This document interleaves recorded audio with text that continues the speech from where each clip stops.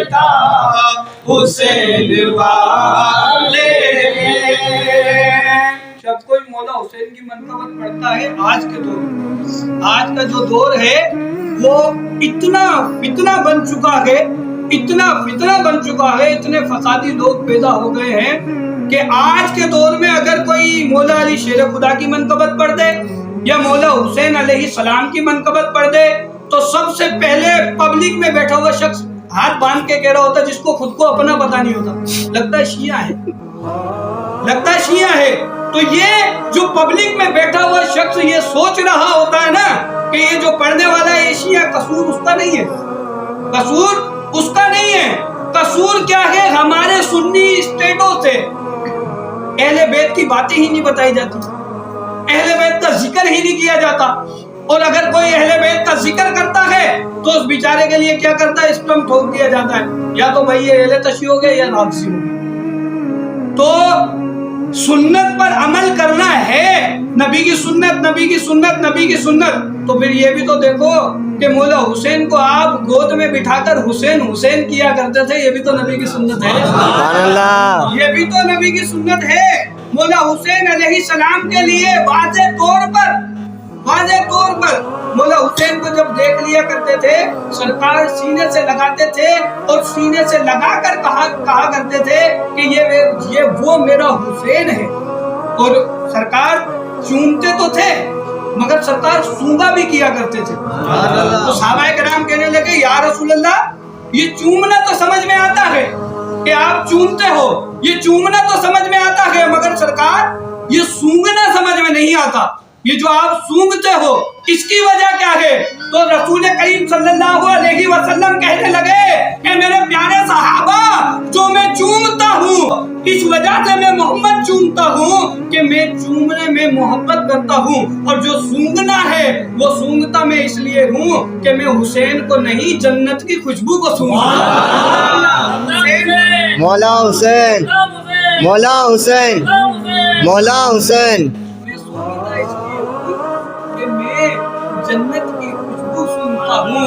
तो नबी ने हमें सिखाया है हुसैन हुसैन करना, नबी ने हमें सिखाया है अली अली करना, नबी ने सिखाया है ये हमें। अगर कोई मौलवी या कोई मुफ्ती आकर ये कहने लगे ना कि अली अली करने वाला सुन्नी नहीं, हुसैन हुसैन करने वाला सुन्नी नहीं, तो समझ जाना कि उसके दिल में खोट है, वो खुद सही नहीं।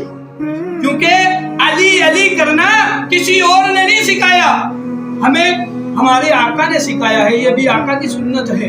जाकर देखो खैबर का किला जब आजाद हुआ, जब खैबर का दरवाजा मौला अली शेर खुदा ने उठाकर फेंक दिया, उस वक्त नबी करीम सल्लल्लाहु अलैहि वसल्लम ने वाज़े तौर पर क्या कहा था कि कल मैं अलम उसको दूंगा जो इस खैबर को फतह कर लेगा, कल मैं अलम उसको दूंगा जो खैबर को फतह कर लेगा। और तमाम सहाबा, रिवायत कह रही है, मैं नहीं कह रहा, तमाम सहाबा पूरी रात ये दुआएं मांगते रहे, ये दुआएं मांगते रहे कि काश हमें अलम मिल जाए, काश हमें अलम मिल जाए, काश हमें अलम मिल जाए।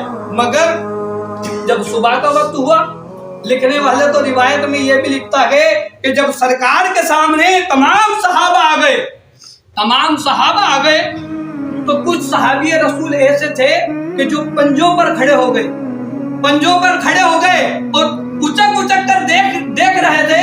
क्या देख रहे थे? कि सरकार की नजर हम पर पड़ जाए, सरकार हमें अलम दे दे, क्योंकि सरकार ने कहा है कल मैं अलम उसको दूंगा जो खैबर को फतह कर लेगा।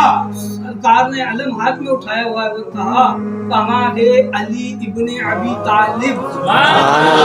क्या कहा? कहाँ है अली इब्ने अबी तालिब? अली कहाँ है? अली को बुलाओ।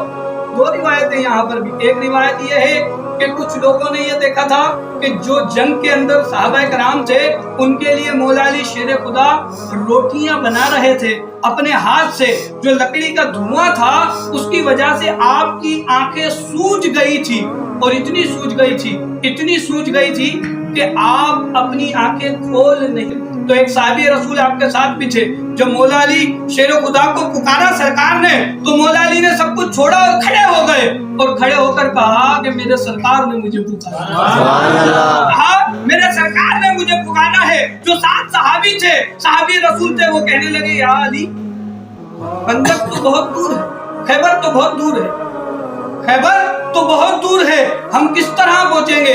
मौला अली शेर खुदा जलाल में आए, लिखने वाला लिखता है इस कदर जलाल में आए और उस साथी, ए रसूल अल्लाह के सहाबी, ए मेरे साथ चलने वाले साथी, तू मेरे दामन को पकड़ ले, दामन पकड़ना तेरा काम है और खैबर तक पहुंचाना अली का काम है। सुभान अल्लाह